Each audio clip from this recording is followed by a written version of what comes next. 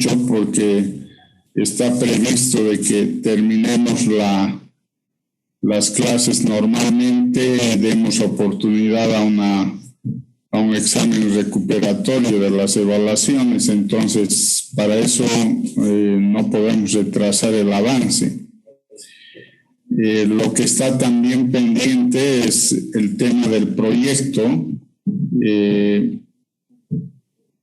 No he podido revisar supuestamente los 15 días de quienes han empezado bien a hacer los aforos. Seguramente ya los aforos están terminados, pero no he podido revisar ninguno. Entonces, el día viernes me gustaría revisar los que ya han terminado de hacer los aforos de los 15 días en volúmenes y velocidades para ver si están bien, y los que todavía les falta, tratar de apurar con eso para que entren a los cálculos de gabinete que requiere para el proyecto. El aforo correspondiente a estacionamientos, eso queda pendiente hasta que avancemos la unidad de estacionamientos, y ahí sí van a hacer el aforo para el proyecto sobre estacionamientos. Entonces, esas serían las comunicaciones más importantes para todo el curso. Bueno, lo que hemos estado viendo las últimas clases son todo sobre señalización horizontal y señalización vertical, que son otro parámetro de la ingeniería del tráfico, importante igual, cuyas señales horizontales se las coloca sobre el pavimento. Hay una serie de señales horizontales que están sobre el pavimento, que normalmente son colocadas o pintadas en color blanco o amarillo. La diferencia entre color blanco y color amarillo es que el color amarillo es restrictivo y el color blanco es permisivo. Entonces, todo donde está el color blanco es que está permitido la circulación de los vehículos por encima de esas señales, y en las partes restrictivas son las amarillas, por donde hay una restricción de los vehículos para el cruce. Estas señales, para complementar estas señales horizontales, se pintan con una pintura especial para pavimento, que los fabricantes especialmente la diseñan. Tiene alguna particularidad con respecto a la pintura normal que se utiliza en la construcción, pero además tiene la posibilidad de incorporación de microesferas de vidrio, porque necesitamos que las señales horizontales sean reflectivas en la noche. Para lograr esa reflexión en la noche, es necesario que estas señales tengan las características de tener incorporadas dentro de la pintura unas esferas de vidrio cuyo tamaño están entre el tamiz número 20 y tamiz número 30, que normalmente son fabricadas, vienen de fábrica estas microesferas de vidrio, y que tienen dos oportunidades de mezclarse con la pintura. Generalmente se mezclan antes con la pintura y se pinta con pintura con microesferas de vidrio. Y luego en el postmezclado es espolvorear microesferas de vidrio sobre la señal pintada, para que quede agarrada a la superficie y obviamente va a ser más reflectiva ante la presencia de la luz en las noches. Entonces, la cantidad de microesferas de vidrio varía de acuerdo a normas entre 360 y 460 gramos por metro cuadrado. Entonces, más o menos esa es la cantidad que se dosifica para ponerlo antes y después de las señales. Eso en las señales horizontales.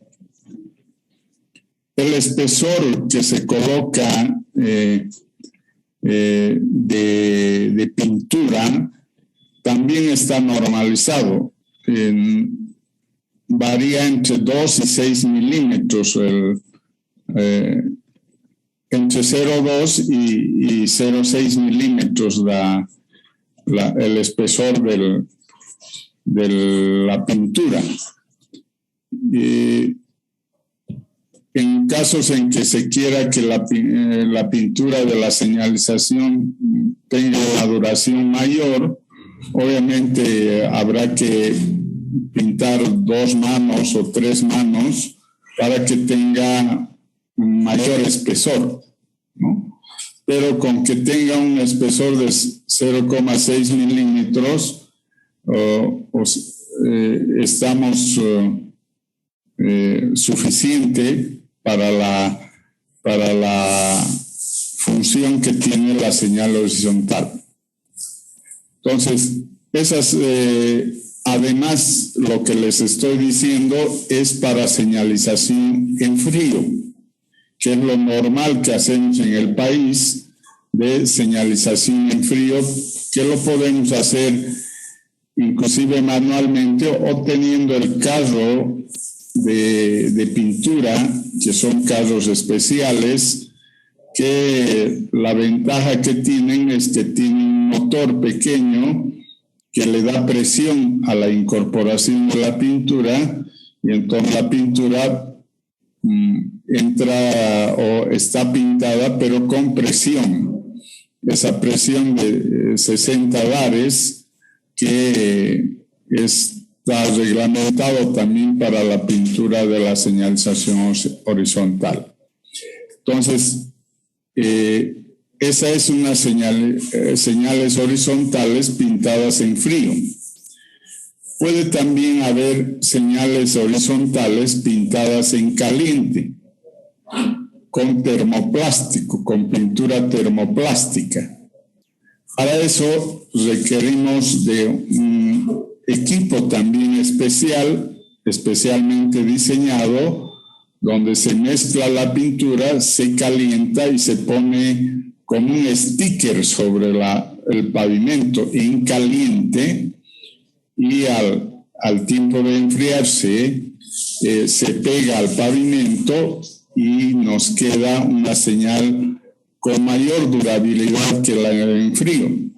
O sea, tiene a veces dos veces más la durabilidad que tiene el frío. El frío más o menos está entre 6 y 8 meses que tiene de duración.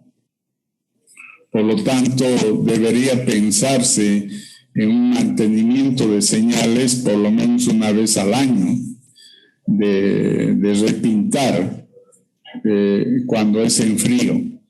Y la de caliente puede durar hasta 12 meses su pintura o más, dependiendo del uso que tiene la señal horizontal.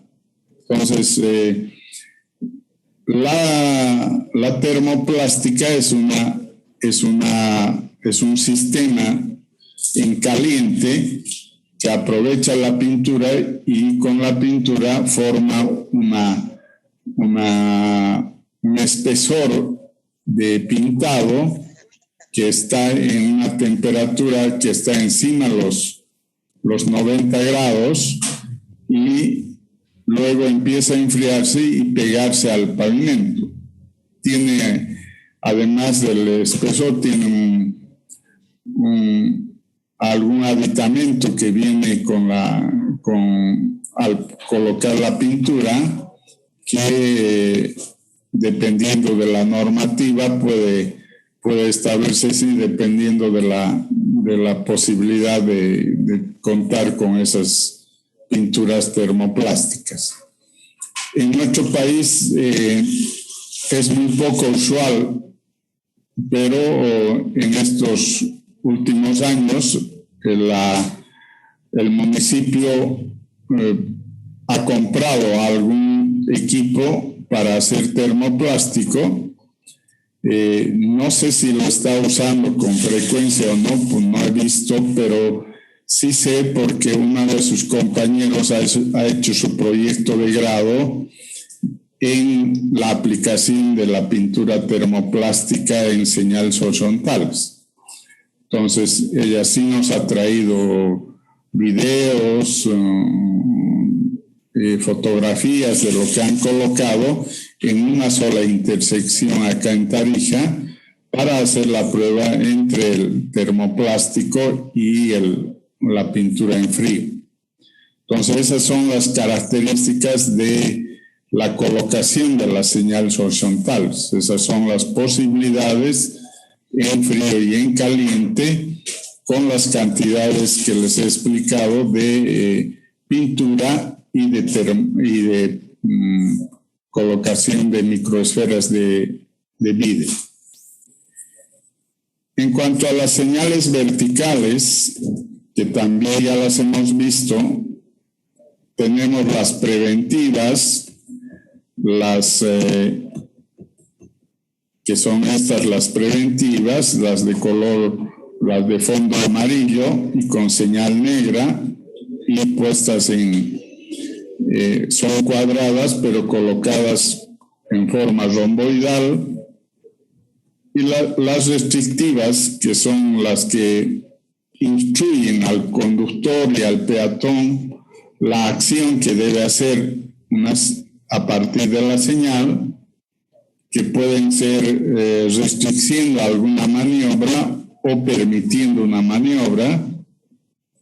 Estas señales son de 0,60 por 0,90 o 0,90 por 1,20. Normalmente las que colocamos nosotros son 0,60 por 0,90 de alto y tienen una areola de color rojo dentro de la señal, y si dentro de la areola esa señal está cruzada con una línea a 45 grados, es de restricción.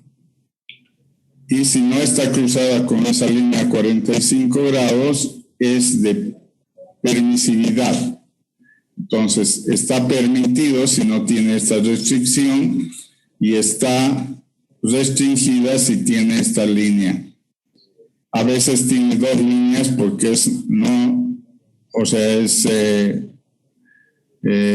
la señal de no ejercer esa maniobra en ningún caso. Entonces, esas señales restrictivas son que están dando una orden al conductor para alguna maniobra.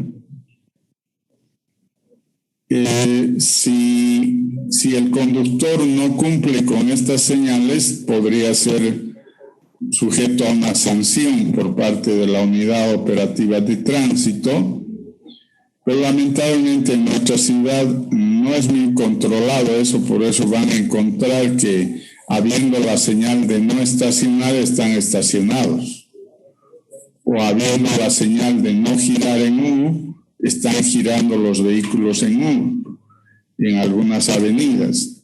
Entonces, necesitamos más control policial y más educación vial por parte de los conductores para cumplir con estas señales. Luego hemos visto las señales. En estas señales preventivas o restrictivas hay dos que son diferentes a las demás. Son la señal de pare y la señal de ceda el paso, que son señales especiales que no coinciden con su forma con las otras. La señal de par es un octógono de 75 centímetros de lado, y la señal de seda del paso es un triángulo invertido de 60 por 60.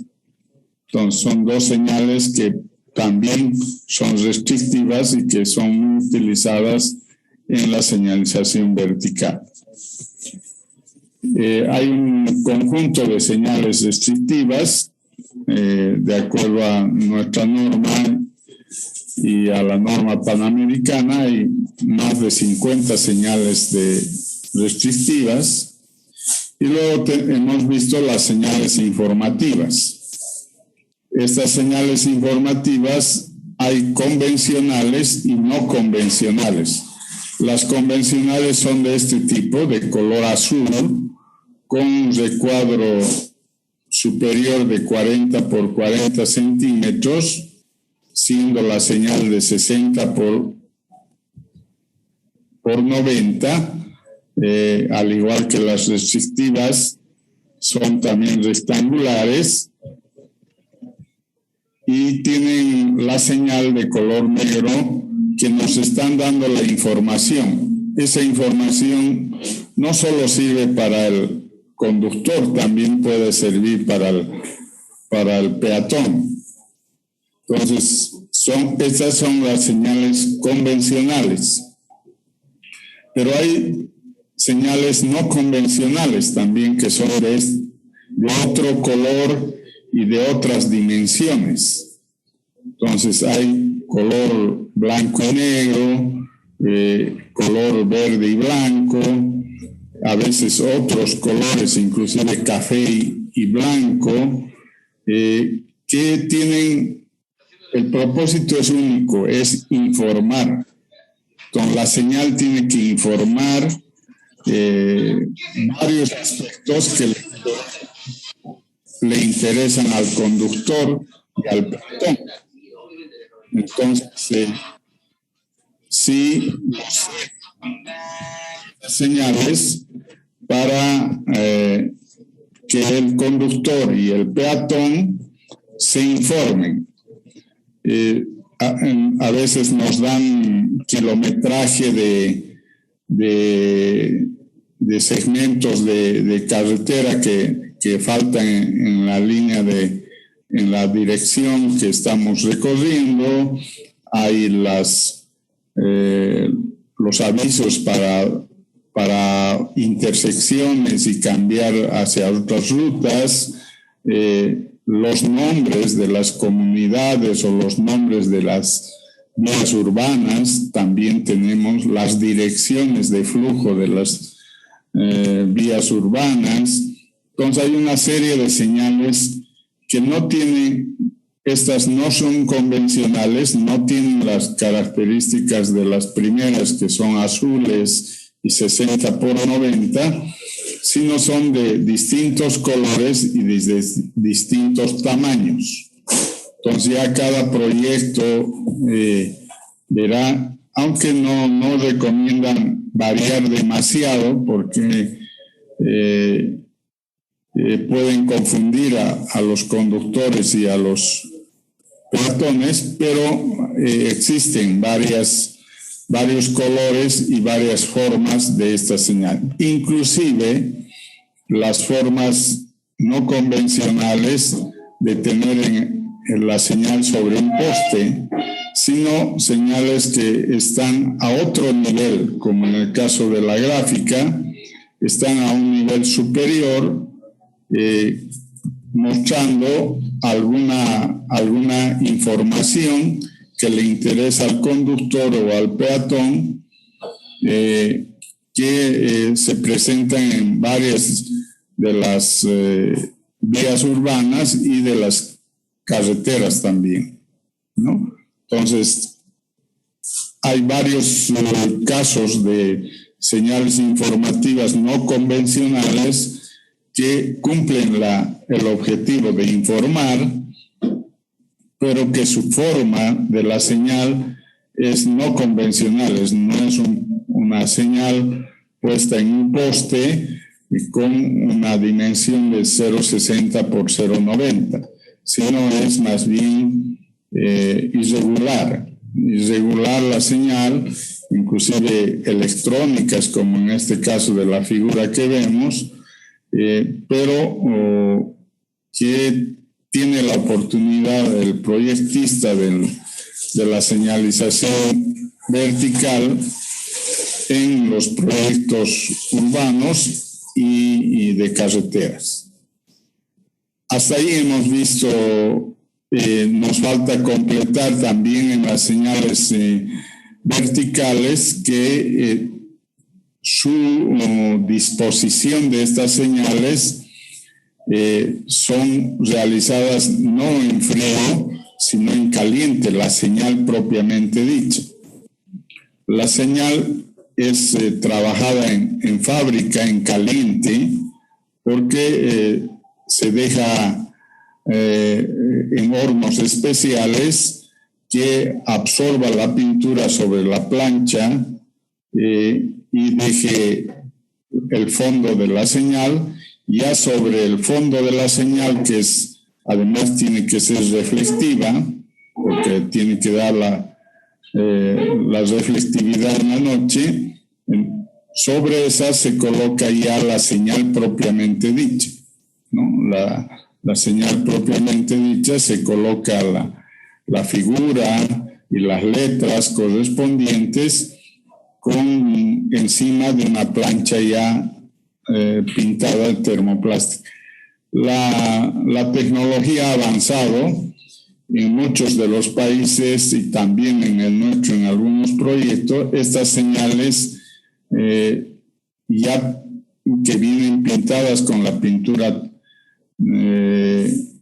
termoplástica y con cierta reflectividad, para colocar la señal dentro de la plancha hay stickers de tipo ingeniería que son como los stickers que conocen para la parte académica, digamos, de cuadernos, de libros, que son stickers que se pegan. Lo mismo han producido para las señales verticales unos stickers que se logra pegar sobre la señal referido a la señal misma, no a la plancha total, que eso sí se lo pinta en forma termoplástica. Entonces, las señales pueden ser formadas de esa manera y son colocadas en un poste que puede ser metálico. Si es metálico, normalmente es de 3 o 4 pulgadas el grosor del poste. Si es de hormigón, normalmente entre 10 y 15 centímetros de lado para el poste. Y si es de madera, también entre 10 y 15 centímetros para las dimensiones de la sección del poste de madera. Entonces, esos materiales son permitidos y se usan tanto en carreteras como en vías urbanas. En el caso de nuestra ciudad, todas las señales van a ver que son con poste metálico, que es de 3 y 4 pulgadas y que tienen una altura superior a aproximadamente de 2,40 a 2,80 metros, y sobre ellas está colocada la señal con pernos que son resistentes a la lluvia, al calor, son galvanizados, de forma que tenga mayor duración la señal, ¿no? Y pintados en termoplástico con la señal pintada en frío por encima,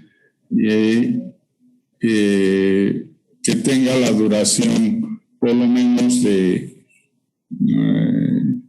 2 años a 4 años, que está sin un mantenimiento continuo. Esas son las señales verticales. La colocación de las señales, hemos puesto algunas dimensiones. Para colocar lateralmente, tiene que tener de una distancia de 0,40 a 0,80 la distancia del borde de la señal con el borde del cordón de la calle, si es en una calle, y si es en una carretera, está a 1,80 hasta 3,60 lateralmente, o sea, cayendo, la lógica es que caiga sobre la berma o sobre el talud para que se vea que sea con la señal puesta perpendicularmente al eje, de tal manera que el conductor visibilice bien la señal vertical, que además siempre tendrá que estar a la derecha del conductor, es decir, para el conductor visibilice las señales verticales. La colocación de estas señales depende de cuáles son los objetivos de cada señal, y la posición donde deben ir también es variable, no es una sola posición que se colocan las señales, o sea, dependerá de cuál es el objetivo y dónde deben ir colocadas. Entonces el proyectista tiene una cierta libertad en la colocación para cumplir el objetivo de cada señal. Con eso habríamos terminado esta unidad de señalización. Esta señalización lo van a aplicar en su proyecto, en las 4 cuadras y en las 5 intersecciones que tienen que señalizar tanto horizontal como verticalmente, y cualquier ejercicio de esto, en una de las clases vamos a hacer algún ejercicio de señalización.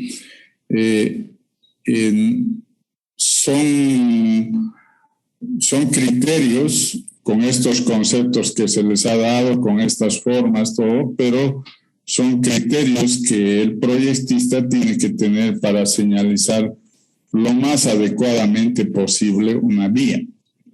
Cuanto mayor sean las señales, tanto horizontales como verticales, mayor seguridad se le está dando al conductor y al peatón, ¿no?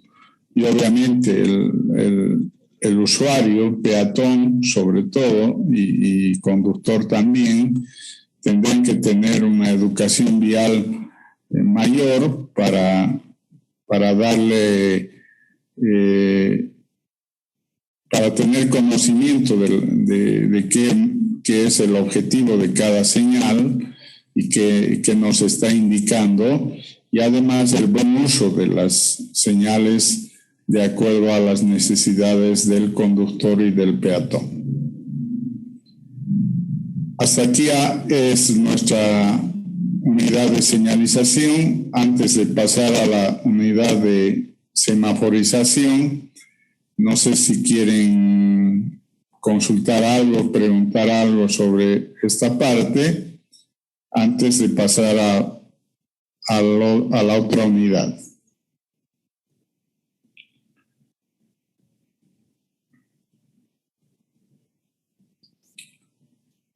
¿No hay ninguna pregunta? Bueno, entonces voy a cambiar de diapositivas para pasar a las diapositivas de semaforización.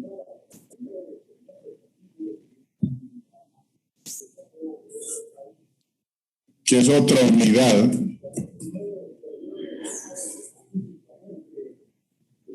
Por definición, la semaforización entendemos que es aquel factor de la ingeniería de tráfico cuyo objetivo es mejorar la circulación y además la misma en las intersecciones a través de dispositivos especialmente creados con este fin denominado semáforo. Entonces, la semaforización es colocar unos elementos especialmente diseñados en medio de la circulación con el objetivo de mejorar esta circulación y permitir que el control de la circulación esté apoyada por estos instrumentos que se llaman semáforos. Los semáforos son dispositivos de circulación del tráfico que han sido diseñados de tal forma que puedan ser accionados ya sea en forma manual o en forma automática, instalados normalmente en las intersecciones. Entonces, estos aparatos que son los semáforos están especialmente diseñados por los fabricantes para que cumplan la función que se le está dando de controlar la circulación. Ese control se lo puede hacer de forma manual o de forma automática. Los primeros semáforos que aparecieron y hasta hace pocos años sí tenían una acción manual, o sea, que el que manejaba era un agente de tránsito que operaba el control del semáforo a través de un disco de contacto, donde a través de una palanca movía el disco de contacto de forma que vaya de la fase amarilla a la fase verde y de la verde a la roja, así sucesivamente. Entonces, ese control se hacía manual. Los años han avanzado, la tecnología ha avanzado y la forma de los actuales semáforos es que son accionados de forma automática a través de centros de control que ahora pueden ser digitales y estar controlados a través de algún programa que lo tiene incorporado el control de semáforos y además dándole ya las instructivas de acuerdo a la decisión del proyecto, ¿no? Entonces,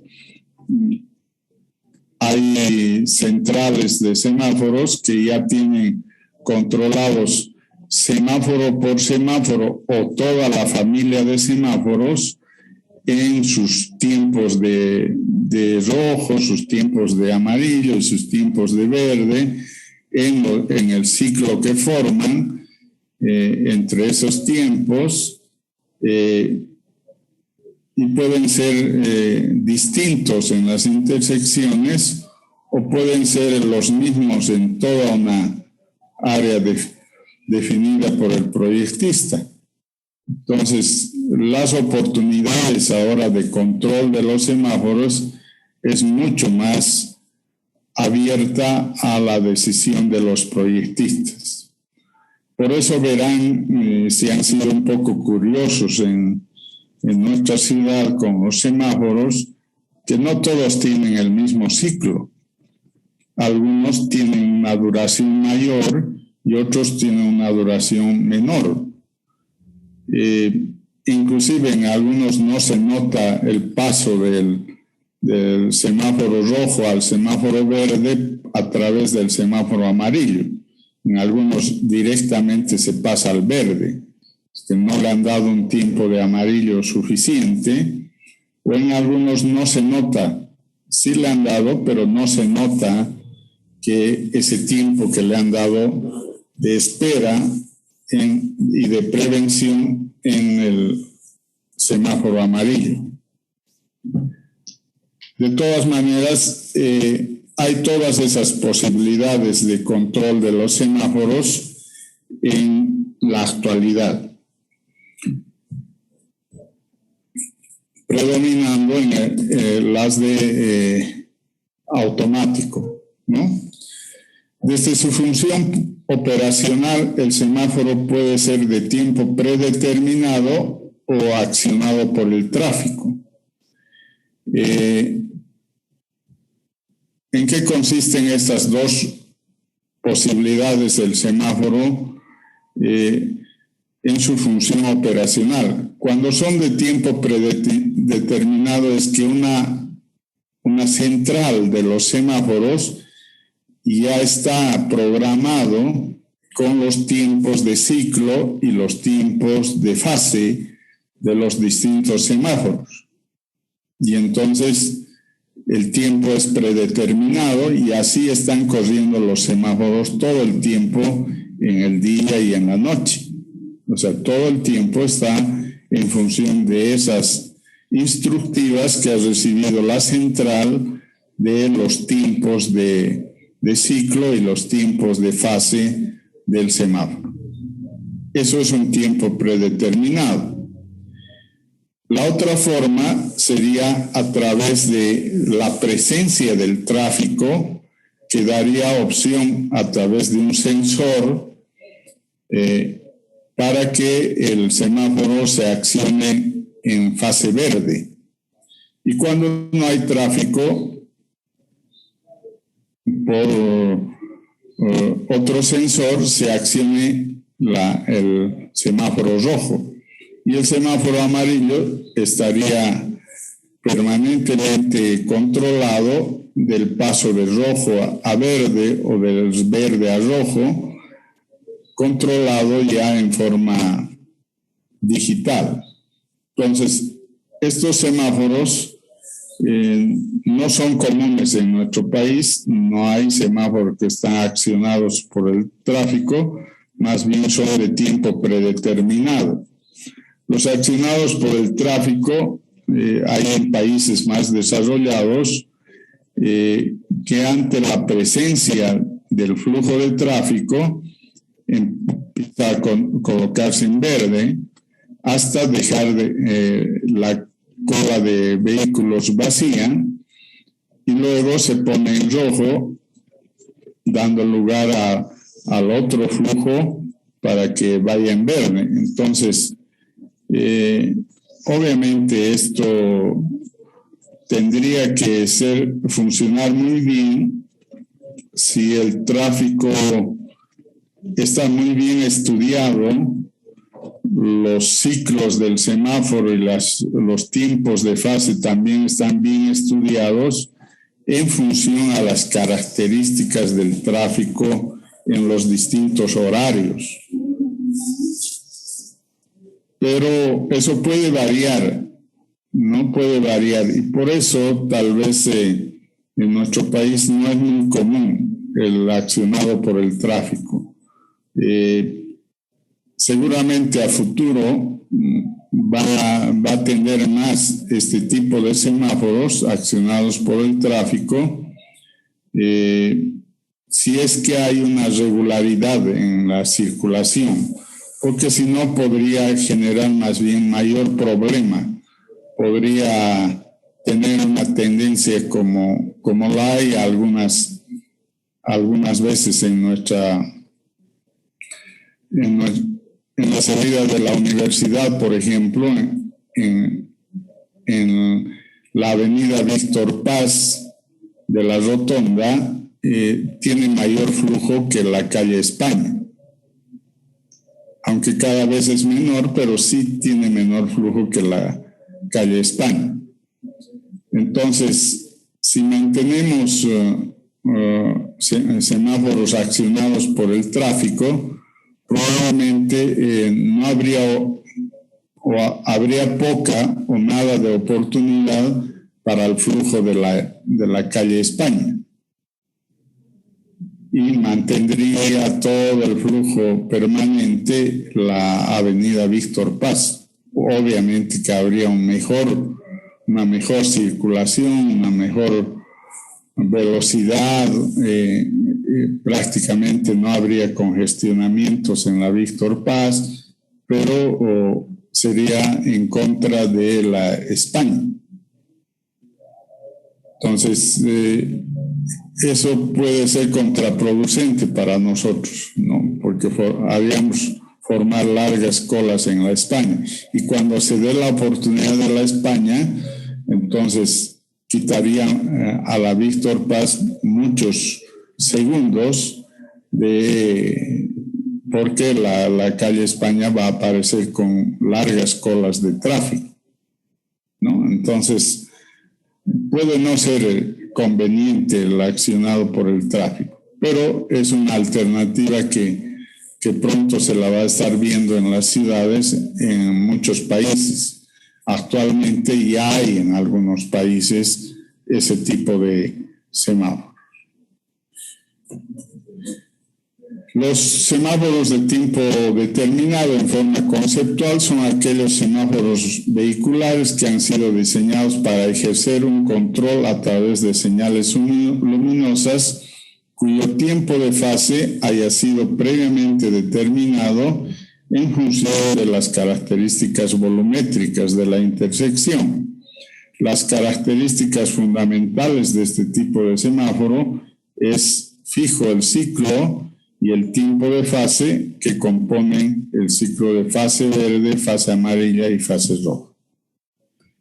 En el caso del semáforo accionado, conceptualmente, son aquellos que ya sea en forma manual o automática, su operacionalidad del volumen de tráfico que circula en los accesos, los que directamente determinará el tiempo de cada fase. Además, estos semáforos se tienen los semáforos peatonales y los semáforos especiales. De estos, ¿cuáles son los peatonales que no están, que están no en el control del semáforo normal, sino porque si estuviera como los tenemos nosotros semáforos peatonales que están relacionados con el semáforo de circulación, entonces está combinado. Cuando está verde está rojo el peatón, entonces no puede cruzar, entonces están coordinados. Pero estos otros peatonales son con botón. Acciona el mismo peatón. Entonces, hay algunas señales en algunas ciudades de nuestro país. He visto en La Paz, en Santa Cruz, en Cochabamba, algunos semáforos peatonales que tienen que ser accionados por el peatón. Aquí en la ciudad de Tarija no tenemos ni una. De tal manera que el peatón aprieta el botón verde y el semáforo se va a poner en rojo y en verde el peatonal. Y va a poder cruzar la gente por el cruce peatonal. Normalmente estos semáforos peatonales están al final o al inicio de los cruces peatonales que están especialmente señalizados en las vías. Entonces ahí puede haber un semáforo peatonal que sea accionado por el peatón o que se accione con la presencia de un peatón. Entonces, si hay un peatón que quiere cruzar, se ha accionado automáticamente por un sensor y se le dé rojo al vehículo y verde al peatón. Entonces, esos son algunos semáforos que hay en otros países y que podrían llegar en cualquier momento también al nuestro. Y los semáforos especiales, hay semáforos especiales que normalmente son para el ingreso o salida de garajes o para el cruce de vías férreas cuándo va a aparecer el tren y tiene que cruzar, si la vía férrea pasa por una vía urbana. Creo que acá en nuestra ciudad creo que no tenemos ese caso, pero sí lo tiene Yacuiba, por ejemplo, tiene una parte de la línea férrea, pasa por una calle principal que está yendo de Yacuiba hacia Pocitos. Entonces ahí se podría poner un semáforo especial para, en cuanto va a cruzar el tren, se detenga el tráfico, ¿no? Esa es la función de un semáforo especial para el cruce de las vías férreas. Y en los garajes, eso sí lo tenemos en nuestra ciudad, por decir, para el ingreso o salida de los garajes privados o públicos, como lo tienen en los mercados, tiene que haber un semáforo que nos esté marcando el rojo o el verde para que el flujo de circulación continúe o se pare porque va a salir un vehículo del garaje, ¿no? Entonces, del garaje, que es un estacionamiento en el caso de los mercados, o puede haber otros estacionamientos que se han hecho en el centro de la ciudad, que algunos tienen el semáforo y otros no lo tienen, pero que tendrían que tenerlo como semáforos especiales, ¿no? Entonces, hay todos estos tipos de semáforos que pueden existir dentro de un proyecto de vías o de carreteras. Hasta aquí vamos a avanzar en semaforización, no vamos a avanzar más y vamos a dedicar el tiempo que nos queda de la clase a ver un poco del examen. Para eso les he pasado el examen al grupo de WhatsApp. Entonces todos lo tienen en el solucionario, pueden verlo, deben tener sus exámenes a mano, y si no, vayan a traerlos sus exámenes a mano para comprobar. Yo les voy a ir explicando un poco cómo se debía resolver el examen de la primera evaluación. Antes de ir a eso, no sé si hay alguna pregunta con lo de la semaforización. Está abierto para todo el curso.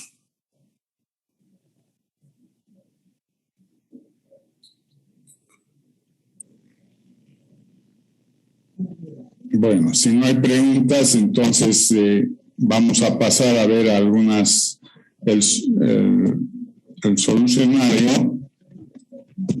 Para ello voy a...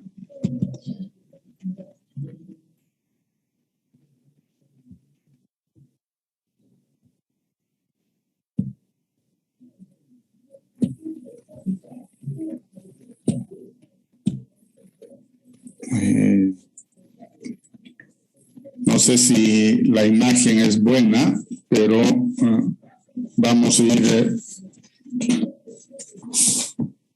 en la parte teórica. Habían 10 incisos, 10 preguntas. La primera era cuál era la expresión que se debía utilizar para pasar de tráfico promedio horario a tráfico promedio diario.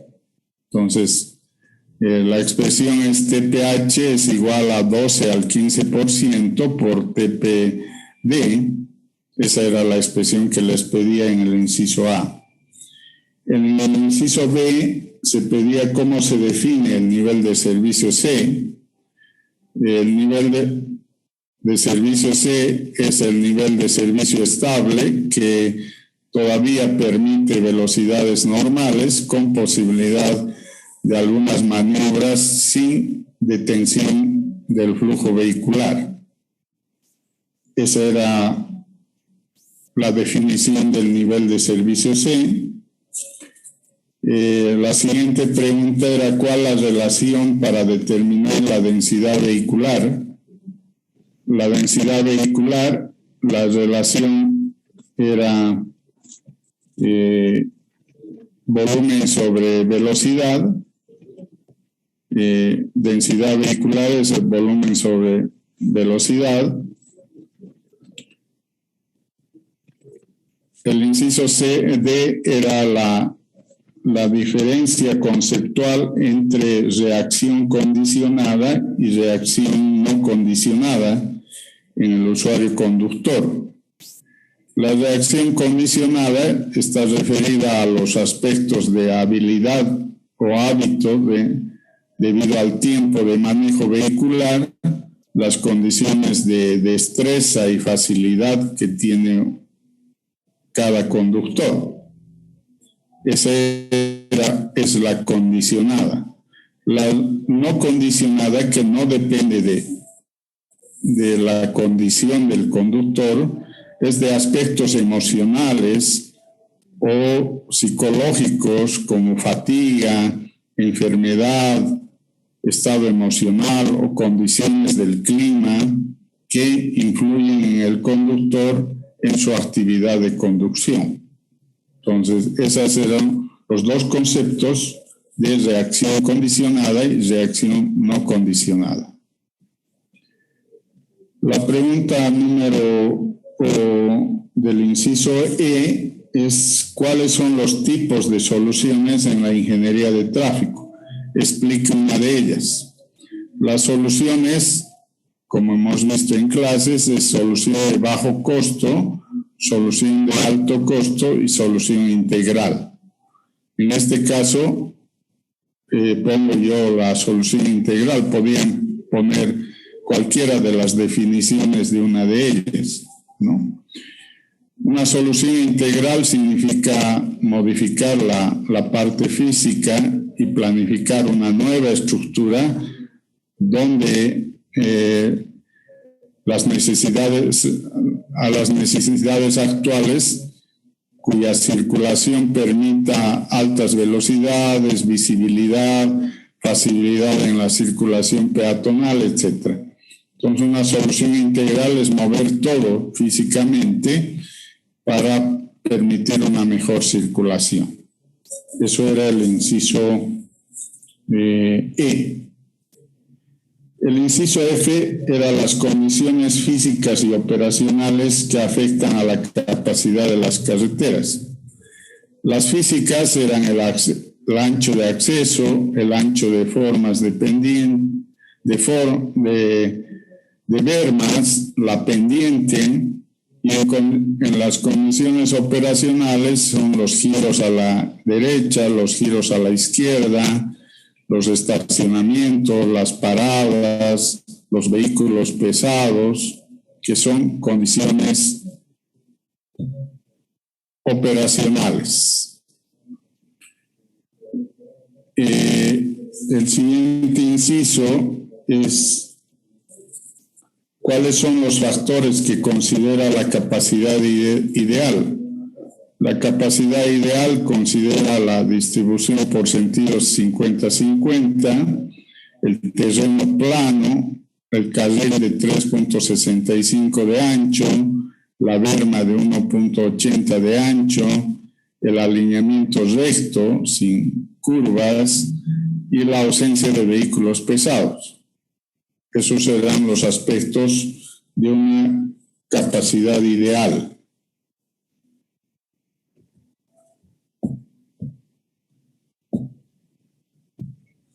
El siguiente inciso era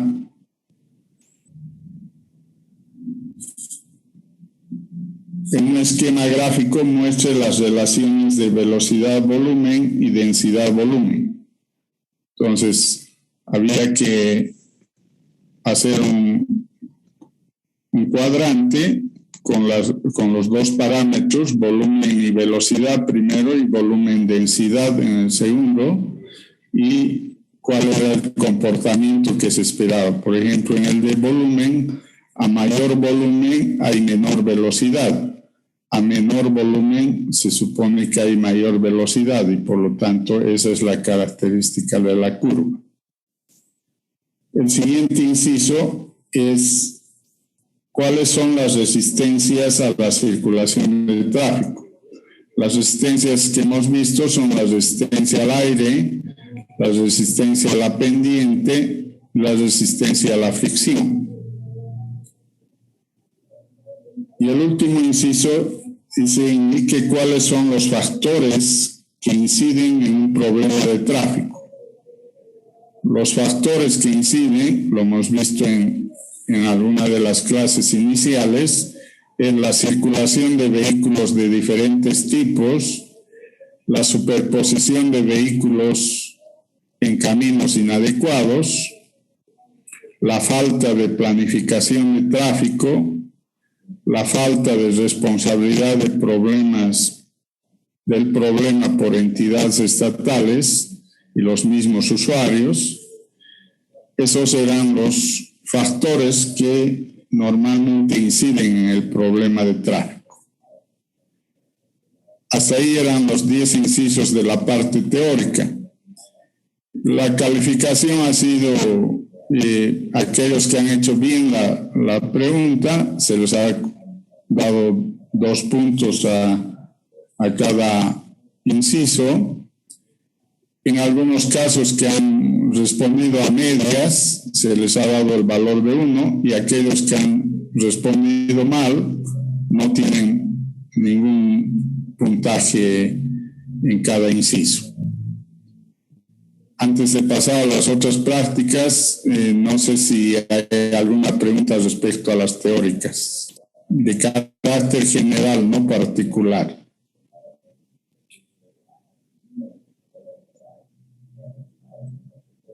Bueno, la pregunta 2, que es ya una pregunta práctica, nos decía que nos pedía 2 incisos. Determinar la capacidad real y nivel de servicio por el método INVIAS, y un inciso B, determinar para qué año se espera que el volumen de 1.5 veces la capacidad si se tiene un índice de crecimiento de 8.2%. Entonces, para el inciso A había que hallar la capacidad real por el método INVIAS, es 3.200 por el factor de pendiente, por el factor de distribución, por el factor de carril y bermas y por el factor de vehículos pesados. Entonces había que hallar cada uno de estos factores. Había pedido que hallemos estos factores con solo 2 decimales. Entonces, por eso he hecho con 2 decimales, porque puede haber, tienen más decimales los valores, ¿no? En el factor dependiente es 0.91, no necesitaba hacerse una interpolación. Entonces entraba a la tabla y se hallaba el factor por pendiente. Para el factor por distribución sí había que hacer una interpolación. Esas interpolaciones se realizan de forma que el factor por distribución es 0.79.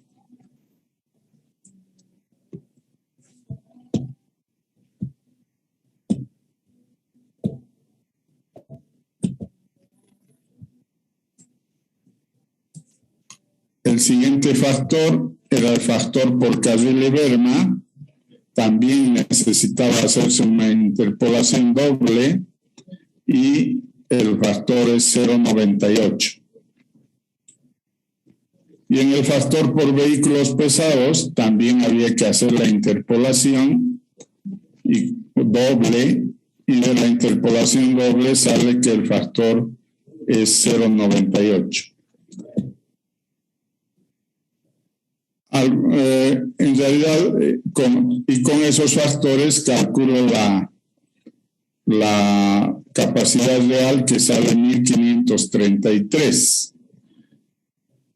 siendo un poco más tolerante, algunos han hallado los valores de los factores con un decimal más o un decimal menos, por decir, en vez de 0,68, 0,67 o 0,69. Tal vez, no sé si han utilizado más decimales o mal el redondeo, pero les he hecho valer también que sea 0,67 o 0,69. O en el caso de 0,98, 0,97 o 0,99. Entonces, he hecho valer valores no exactos a 1533, que han podido variar hasta en 20 puntos, yo creo, dependiendo de cuánto han variado sus factores. Pero ese era el procedimiento. En cuanto al nivel de servicio, tiene otro procedimiento en el método INVIAS, donde hay que sacar primero la velocidad ideal. La velocidad ideal era 63 kilómetros hora. Había que ir al cuadro y sacar la velocidad ideal. Luego determinamos el factor, para esa velocidad ideal, determinamos el factor de utilización, que salía 0,94, y con esos dos valores podíamos hallar la velocidad B1, que salía de la multiplicación 59.22 kilómetros hora. Luego hallábamos los factores con esa velocidad y los factores de superficie y el factor de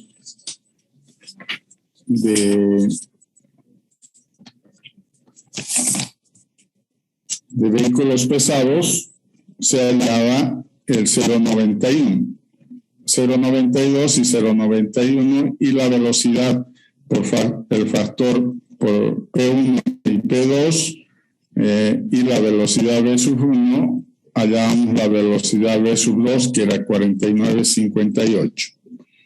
Con esa velocidad V sub 2 y los otros factores, que eran 0,82 y 0,96,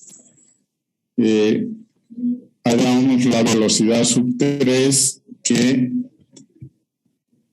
salía 39,03 kilómetros hora. También les he hecho valer algo tomando en cuenta el redondeo y la equivocación en el centésimo de los factores, a este último valor, pero que no ha cambiado en realidad el nivel de servicio. El nivel de servicio, como resultado, era el nivel C. Eso era el inciso A. Los dos valores valían para el inciso A. Y para el inciso B, nos pedían en cuánto tiempo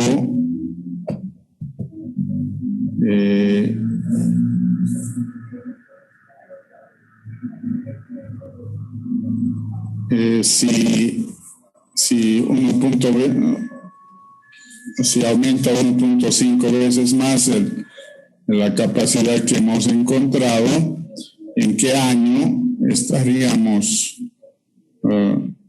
Entonces va a despejar el valor n, y ese valor de n de los años salía 18. Entonces el inciso A valía 15 puntos, y el inciso B solo valía 5 puntos, y así hacían los 20 puntos. El inciso A, como tenía dos respuestas, la primera respuesta valía 10, que era la capacidad, porque había que hacer más interpolaciones. El nivel de servicio valía 5 y el número de años valía otros 5. Así hacían los 20 de la pregunta número 2. Luego teníamos la pregunta número 3. La pregunta número 3 tenía que ver con determinar la capacidad vehicular por el método HCM en su condición inicial con pendiente del 3.9 y determinar la capacidad en el inciso B por el método HCM en su condición modificada con pendiente del 2%. Entonces, ¿qué significaba? Con 3.9 había que hallar en casos no normales con pendiente, ¿no? Y tenía un procedimiento. Y en el inciso B eran los casos normales, entonces tenía otro procedimiento. Entonces, para el inciso A, la fórmula que había que utilizar era 2.800 por el coeficiente de relación volumen-capacidad B sobre C por el factor de reparto o factor de distribución, por el factor de Carril-Berma, por el factor de vehículos pesados y por el factor de vehículos livianos. Entonces, el factor de vehículo, la relación volumen-capacidad es igual a 1, porque estamos considerando el caso normal de nivel C. Para el factor de vehículos livianos había que hallar, teníamos ecuaciones para hallar el I sub L y el P sub L, entonces, y con esos hallamos el factor de vehículos livianos 0.97. El factor de reparto o distribución en el cuadro de distribución para vías con pendiente nos da el factor de 1.38 para el caso de nuestra pendiente y nuestra longitud de terreno, que era 3.5 kilómetros y una pendiente del 3.9%. El factor de Carril-Berma nos salía 0.97, también del cuadro correspondiente para este caso. Y utilizando todos los factores, hacemos la multiplicación por 2.800 y nos sale de resultado para el inciso A de 1.745 vehículos hora. Eso era en el caso con pendiente 3.9. Ingeniero. Acabaré y les doy la palabra, por favor. Bueno. En el caso de la capacidad real con casos normales,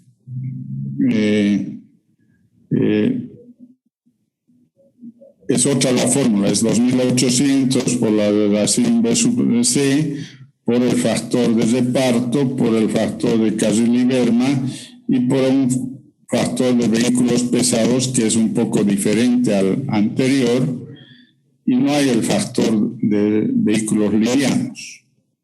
Entonces aquí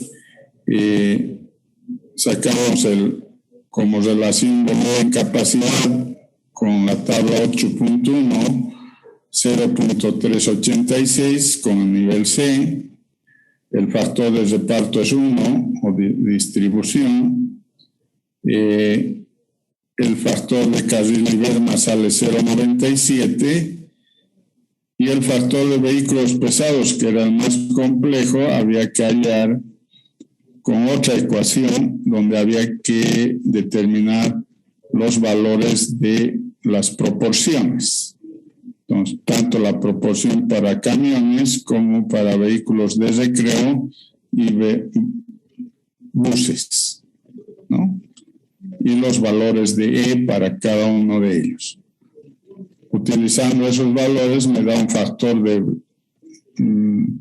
de vehículos pesados de 0,47 y con ese factor me da una capacidad real de 497 vehículos hora.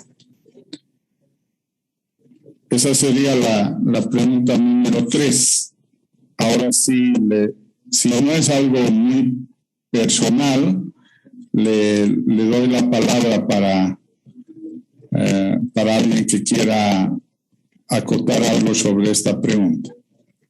Ingeniero, ahí para sacar el valor de EBP, ahí se hace el porcentaje de camiones sobre el porcentaje de vehículos pesados, ¿no es cierto? Sí. Y en el examen está camiones 21% y autobuses 12%.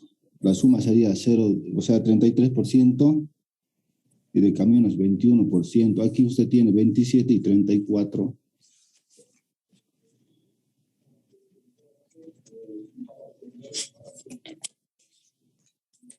Es 33 sobre 67, ¿no ve? Sí, ingeniero.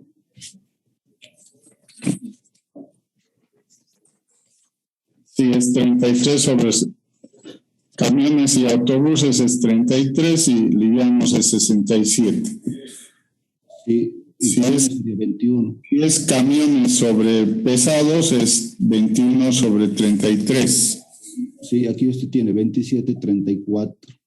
Entonces, no sé si está mal voy a ver si está mal lo que he copiado o que afecta al resultado o no. Pero también les aviso que he sido más tolerante, no he hecho valer solo 497, sino aproximados de eso también, si han seguido el procedimiento, ¿no? Pero si hay algún caso de reclamo, lo vamos a considerar viendo su examen, ¿no? Bueno, ingeniero. Bueno, la siguiente pregunta era la pregunta número 4, que era sobre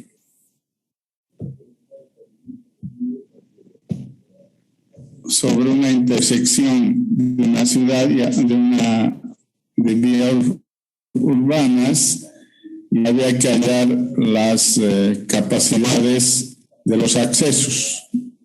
Había 3 accesos, A, B y C, y había que hallar las capacidades en esos accesos. Entonces dábamos algunas instrucciones para entrar al Ábaco, ¿no? Que era zona central, era con estacionamiento prohibido y con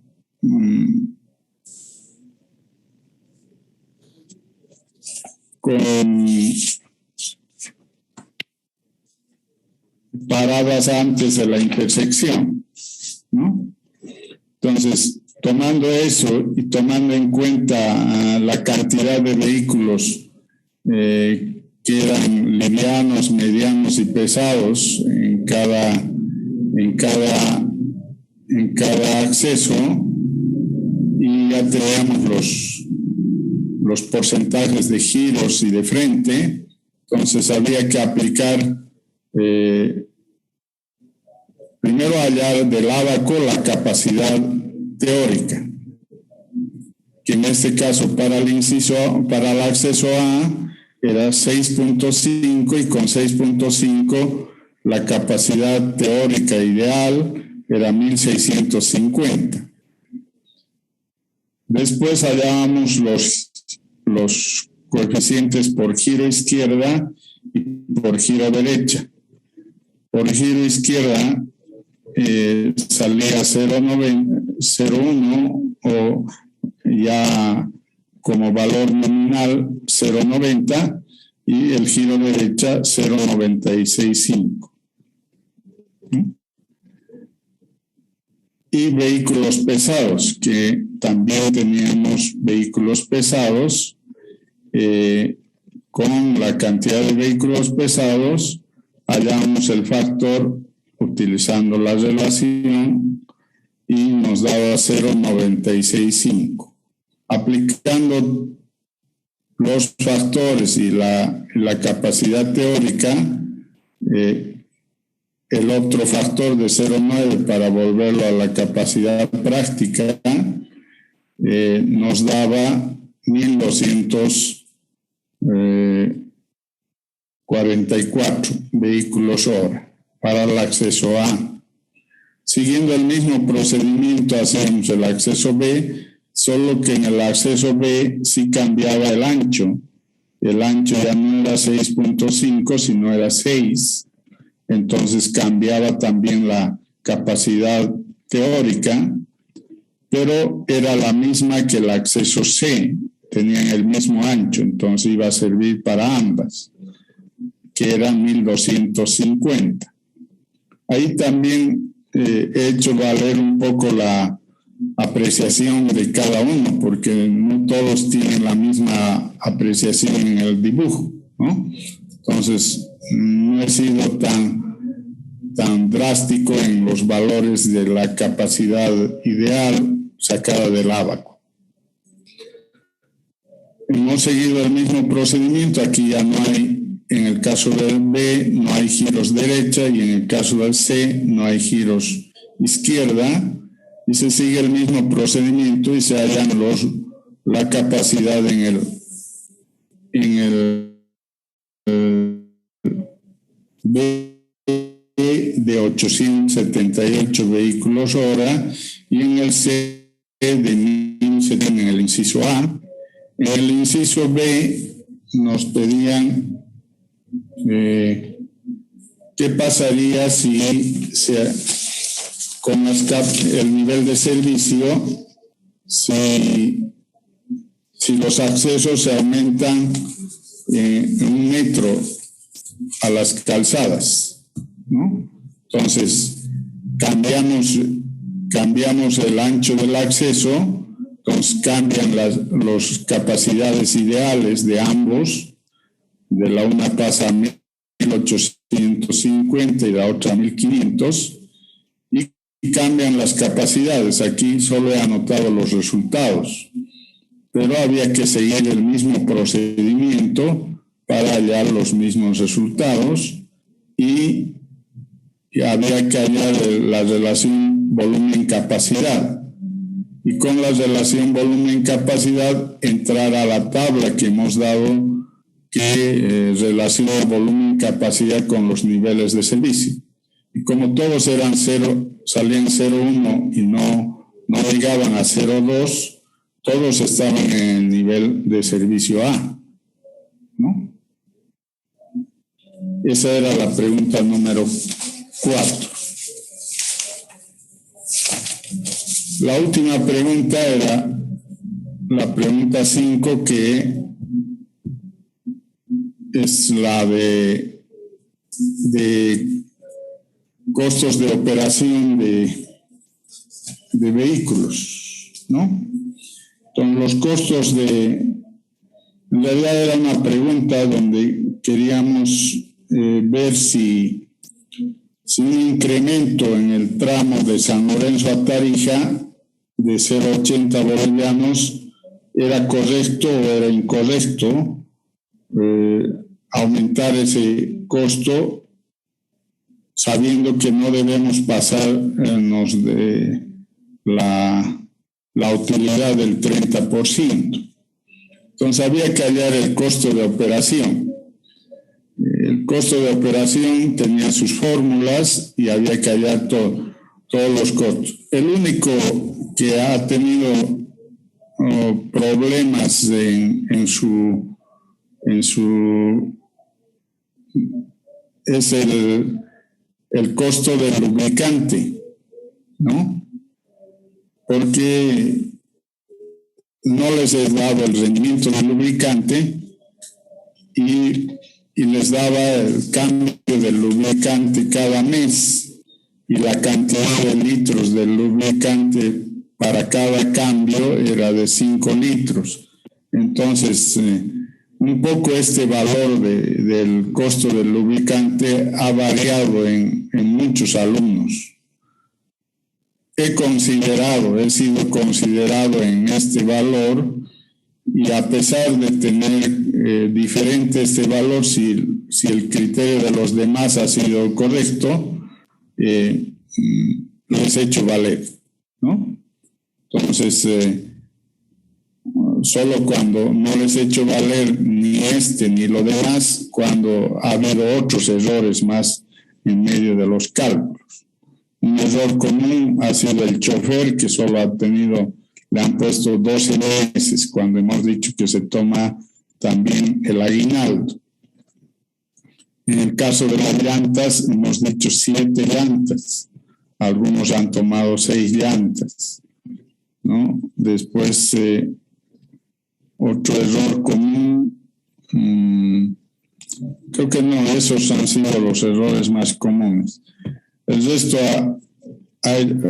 muchos de los alumnos han hecho esta pregunta en el inciso A. En el inciso B sí tengo una complicación, porque era el criterio de saber si lo que estábamos aumentando como costo de pasaje se acepta o no se acepta, ¿no? Entonces, ha habido varios criterios para adoptar eso.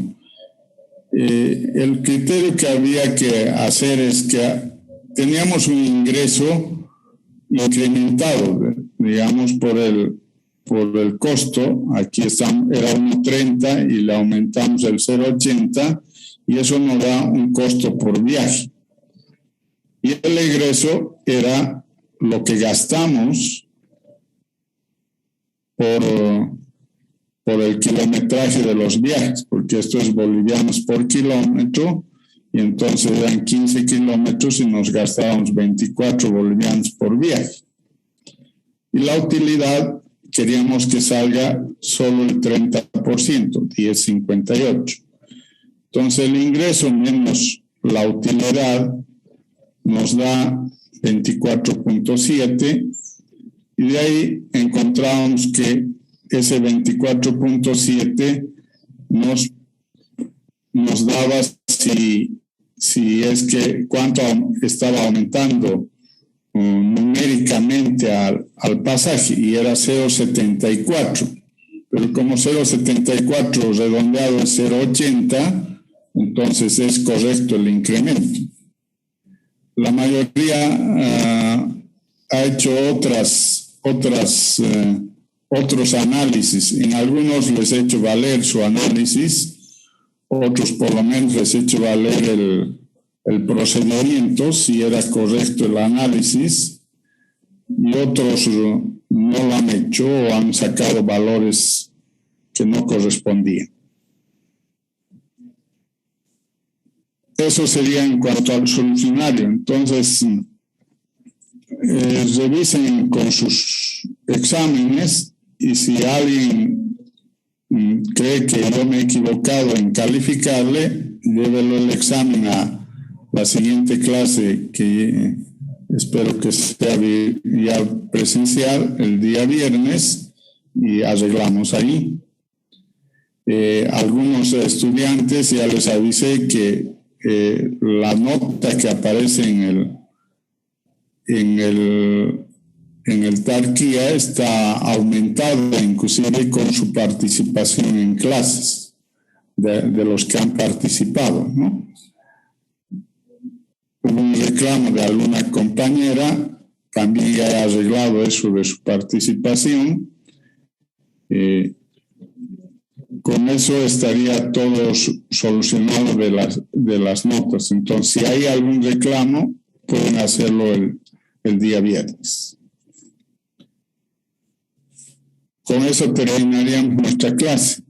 El viernes yo les voy a avisar con anticipación si sigue el problema, o al menos por lo que he bajado y a marcar, y ya no he visto el problema. Espero que eso se mantenga. Si se mantiene lo presencial, el viernes nos veremos en presencial, ¿no? Para solucionar esto de las evaluaciones y devolverles a todos sus exámenes. Y tal vez hacer algún ejercicio, aprovechar que estamos en presencial y aprovechar de hacer algún ejercicio, ¿no? Con eso terminaríamos. No sé si hay alguna consulta, alguna aclaración más.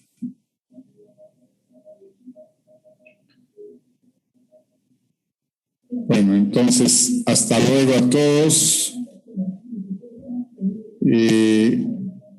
Para la asistencia, por favor, solo pongan su nombre en el chat. Pongan sus nombres en el chat de esta. Eso lo voy a tomar como asistencia de hoy día.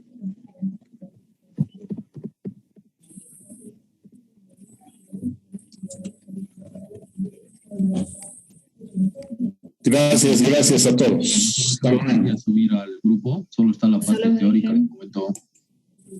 Dígame. La resolución lo podría subir al grupo, la parte práctica, solo está la teoría de momento en el grupo de WhatsApp. He debido subir todo. O sea, ¿algún estudiante ha recibido todo?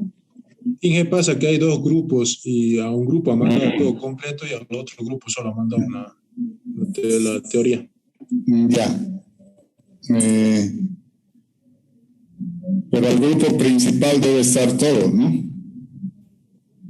No, Inge, más bien al otro grupo. No, al otro grupo lo envió. Ya. Voy a volverlos a poner a los dos todo, ¿ya? Bueno, gracias. Ya. Hasta luego. Hasta luego.